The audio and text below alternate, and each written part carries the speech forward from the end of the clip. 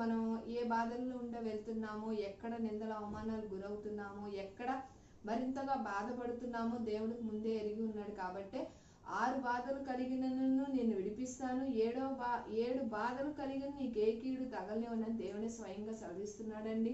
అంటే ఆర్థిక పరంగానా, ఆరోగ్య పరంగానా, నిందల అవమానాలు గురవుతూ ఎందుకు పనికిరావు, నువ్వు దేనికి పనికిరావు, నీవు వింతే, ఇంకా నీ బతుకు ఇంతే, అసలు ఎందుకు అన్నట్టు చాలా మంది కొన్ని విషయాల్లో ఎంతో మనం ప్రయత్నిస్తున్నప్పుడు కూడా ప్రయత్నాల్లో మనం ఎంత అరే ఏంటి నేను ఎంత ప్రయత్నిస్తున్నాను జయం పొందుకోలేకపోతున్నామని బాధపడుతున్నారు. చూసారా, వాళ్ళెంత దేవుడు మరింతగా మాట్లాడుతున్నాడండి. నువ్వు దేనికి దిగులు పడద్దు, బాధపడద్దు.